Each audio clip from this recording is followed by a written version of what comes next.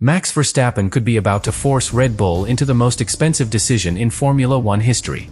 A new rumor claims he wants $100 million per year to extend his contract, while another report says Mercedes rejected the demands linked to a possible move. But here is the detail that changes everything. The available source does not confirm an official list, a signed offer, or a direct statement from Verstappen. So this is not yet proof. It is a high-stakes rumor with enormous consequences. Because if Red Bull refuses, it risks losing the driver at the center of its entire project. If Red Bull agrees, it could hand one man more power, money, and influence than almost anyone else on the grid. And the biggest demand may have nothing to do with salary. Subscribe to the channel. To understand why this reported figure matters, you have to look beyond the number itself. $100 million per year is not simply a salary. It would be a statement. A statement about what Max Verstappen believes he is worth. A statement about how much Red Bull depends on him. And, most importantly, a statement about who holds the real power inside the team. But there is one fact we cannot ignore. The available source describes this as a rumor. It does not provide a confirmed contract proposal, a direct quote from Verstappen, or an official list of conditions delivered to Red Bull. That means the reported figure must be treated carefully. Still, even an unconfirmed demand can reveal something important. It shows the level of pressure surrounding Verstappen's future. Because Red Bull is not negotiating with an ordinary driver. It is dealing with the person at the center of its modern identity. When most drivers ask for a new contract, a team compares their performance, their market value, and the cost of replacing them. With Verstappen, the calculation becomes much more difficult. Replacing him would not mean finding someone capable of driving the car. It would mean finding someone capable of carrying the same expectations. Someone who can absorb pressure. Someone who can deliver when the car is difficult. Someone who can turn a narrow opportunity into a victory. That is not easy to replace. And Verstappen would know it. Think of it like the most important player on a championship team entering contract negotiations. The discussion is not only about what that player has already achieved. It is about what the entire organization could lose without him. That fear changes everything. It gives the driver leverage. It forces the team to think emotionally as well as financially. And it creates a situation where saying no may feel even more expensive than saying yes. But here is the problem. Red Bull cannot make this decision by looking only at Verstappen. A Formula One team is a huge operation. Drivers, engineers, designers, mechanics, strategists, factory staff, and senior leaders all depend on the same budget and the same long-term plan. If one contract grows dramatically, pressure appears somewhere else. That does not automatically mean the team cannot afford it. The source does not provide Red Bull's internal financial calculations. But any salary of that scale would become part of a much larger argument. Is Verstappen worth it? Could Red Bull remain competitive without him? And would agreeing to such a figure give him even more influence over the future of the team? That final question may be the most important. Because money is rarely the only source of power in Formula One. Power can come from technical influence. It can come from choosing who works closest to you. It can come from having confidence in the team's leadership. It can come from knowing that the organization will respond when you speak. And this is where the rumored salary becomes only the first layer of the story. A driver at Verstappen's level may care about money, but money alone cannot guarantee victories. A massive contract does not create a faster car. It does not fix a weak development direction. It does not prevent internal instability. And it does not guarantee that the team will remain the strongest option in the future. So even if the reported $100 million figure were accurate, that would not explain the entire negotiation. The deeper demands would likely involve confidence. Confidence in the car. Confidence in the people building it. Confidence that Red Bull can continue giving Verstappen what matters most. A genuine chance to win. And that changes how we should understand the rumor. This is not necessarily a story about a driver asking for more money because he wants a larger bank account. It may be a story about a driver testing how far the team is willing to go to prove its commitment. But again, the available source does not confirm any specific conditions beyond the reported salary rumor. There is no verified list. No confirmed technical demand. No official leadership condition. No public evidence that Verstappen has ordered Red Bull to make structural changes. Those details must not be invented. Yet the absence of a confirmed list creates its own tension. Because it leaves Red Bull facing two different battles. The private battle, whatever that may involve. And the public battle created by the rumor itself. Every headline increases the pressure. Every report makes the relationship look more uncertain. Every suggestion that another team rejected Verstappen's demands makes people wonder how extreme those demands might be. But that conclusion is not proven either.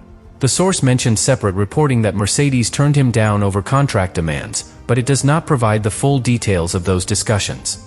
That means we do not know exactly what was requested. We do not know who communicated it. And we do not know whether the supposed demands were formal conditions, early expectations, or simply part of a wider negotiation rumor. Those differences matter. A driver's representative can discuss possibilities without making a final demand. A team can reject an early idea without rejecting the driver. And one large reported figure can become attached to several different stories until it looks like a complete contract package. That is how Formula One rumors become more dramatic than the evidence supporting them. But even with those limits, the situation remains important. Because if Mercedes truly considered the conditions too difficult, Red Bull may face an uncomfortable choice. It could decide that Verstappen's value justifies almost any price. Or it could decide that no driver, not even Verstappen, can become bigger than the team. That decision would define more than one contract. It would define Red Bull's identity. For years, the team's greatest strength has been the combination of car, leadership, strategy, and elite driving. But when one part of that combination becomes overwhelmingly powerful, the balance can begin to change. The team may start depending on the driver. The driver may start questioning the team. And both sides may quietly wonder who needs the other more. That is the real tension behind the reported $100 million demand. Not the money itself. The power hidden inside it. Because if Red Bull pays, Verstappen's position becomes even stronger. If Red Bull refuses, the team risks testing whether he is truly prepared to walk away. And once that question appears, every rival starts paying attention. Not because a move is confirmed. Not because a secret agreement has been proven. But because the most valuable driver on the grid may be asking Red Bull to prove just how valuable he really is. And this is where the pressure begins to spread beyond Red Bull. Because a reported demand of $100 million per year does not stay inside one negotiation room. It changes how every rival team looks at Verstappen. It changes how Red Bull measures the cost of keeping him. And it changes how Verstappen's own future is discussed across the paddock. The source points to another report claiming Mercedes turned him down because of his contract demands. But that claim comes with important limits. There is no full proposal in the available material. No confirmed list of conditions. No direct statement from Mercedes explaining exactly what was rejected. And no proof that the reported salary was the only issue. That uncertainty matters. Because a team can reject a package without rejecting the driver. It can reject the timing. It can reject the length of the contract. It can reject the level of control being requested. Or it can simply decide that the financial risk is too great for the structure already in place. Those are very different stories. But once the words "turned down" appear beside the name Max Verstappen, the rumor becomes much more explosive. Suddenly, people begin asking questions that the source itself does not answer. Was the salary too high? Were there demands involving technical staff? Did Verstappen want guarantees about the future car? Did he want the team built around him? None of those conditions are confirmed in the material provided. But this is exactly how the story grows. A large number creates curiosity. A reported rejection creates mystery. And the missing details create space for speculation. That combination is powerful. It can make an incomplete rumor feel like a fully exposed contract. But the real conflict is simpler and much more serious. Any team considering Verstappen would have to decide how much one driver should be allowed to shape the entire project. That is not just a financial decision. It is a leadership decision. Imagine hiring the best chef in the world, then learning that the chef wants control over the menu, the kitchen, the staff, and the ingredients. The restaurant may become better than ever. Or everyone else may begin to feel that they no longer matter. Formula One teams face the same danger. A driver as successful and influential as Verstappen would naturally expect to be heard. His technical feedback would carry enormous weight. His opinion of the car would matter immediately. His confidence in the team's direction could affect every major decision around him. And if a rival team believed that influence came with too many conditions, it might step away before negotiations became serious. That does not prove the rumored demands were unreasonable. It only shows how difficult a deal of this size could become. Because Verstappen would not be moving as an ordinary employee. He would be moving as the center of a championship project. The team signing him would not simply be buying speed. It would be buying expectation. Every race would be judged against victory. Every setback would be examined for failure. Every disagreement would become public evidence that the partnership was not working. That pressure would begin before the first lap. And Mercedes, according to the report cited in the source, may have decided that the total package was not worth the disruption. But even that interpretation must be handled carefully. The source gives only the headline-level claim. It does not tell us whether discussions became formal. It does not explain whether an offer was made. It does not show whether Verstappen personally issued the demands. And it does not confirm whether the reported $100 million was connected directly to Mercedes, Red Bull, or both. That missing context changes everything. A number can be used as an opening position. A manager can test the market. A team can explore a possibility without ever reaching the stage of a final contract. And a negotiation can end before the driver becomes seriously involved. That means the phrase list of demands may be far more dramatic than the evidence supports. But here is the part Red Bull cannot ignore. Even an exaggerated rumor can expose a real weakness. If other teams believe Verstappen might be available, they will study the opportunity. If Verstappen's representatives are testing his value, Red Bull will feel the pressure. And if a rival team has already decided that the conditions are too expensive, Red Bull may be left as the only organization willing to meet them. That would give Verstappen enormous leverage. But it could also reduce his options. And that creates a fascinating contradiction. The higher the demands become, the more power he appears to have. Yet the higher they become, the fewer teams may be willing to accept them. Think of it like setting the price of a rare house. A huge price proves the house is valuable. But if nobody is willing to pay, the owner still has a problem. Verstappen's value is not in question. The real question is how many teams could absorb the full cost of signing him.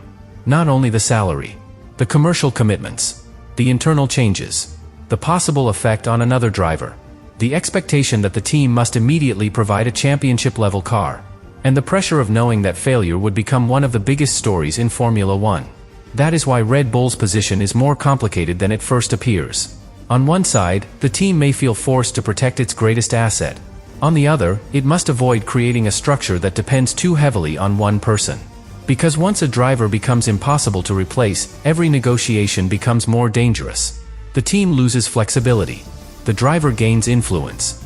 And every future disagreement carries the threat of departure. That does not mean Verstappen is threatening Red Bull. The source does not confirm that. It means the balance of power could naturally move in his direction if the team believes losing him would be catastrophic. And Red Bull has to measure that risk against another uncomfortable possibility. What if the enormous reported salary is not the real demand? What if it is only the visible part of a much bigger negotiation? Again, the available source does not confirm additional conditions. But in contracts at the highest level of sport, money is rarely the only concern. A driver may want confidence in the people around him. Clear technical leadership. A competitive long-term plan, freedom to make decisions about his career, and protection if the team's performance falls below expectations. Those issues can become more important than the headline number. Because $100 million cannot recover a lost season. It cannot turn a difficult car into a winning one. And it cannot guarantee that the right people will remain inside the team. For Verstappen, the deepest question would be whether Red Bull can still offer the strongest path forward. For Red Bull, the deepest question would be how much control it is willing to surrender to prove that it can. That is where the negotiation would become personal. Not because of anger. Not because of betrayal. Because both sides would know exactly how much they have given each other. Red Bull gave Verstappen the platform to build a historic career. Verstappen gave Red Bull the kind of performance that can turn strong machinery into championships. That shared success creates loyalty. But it also creates dependency. And dependency changes the meaning of every demand. A request becomes a test. A refusal becomes a warning. A delay becomes a sign that trust may no longer be automatic. This is why the reported Mercedes rejection matters, even though the details remain unverified. It suggests that there may be a limit to what even the largest teams are willing to offer. And if that limit exists, Red Bull must decide whether it is prepared to cross it. Because saying yes could protect the present while creating a difficult future. Saying no could protect the team's authority while risking the loss of the driver who defines it. That is not a normal contract decision. It is a choice between two different dangers. And the next part of the story is where those dangers become visible. Because if Red Bull accepts the reported financial demand, the effect would not stop with Verstappen. It could change the expectations of every driver, every senior figure, and every rival trying to understand who truly controls the team.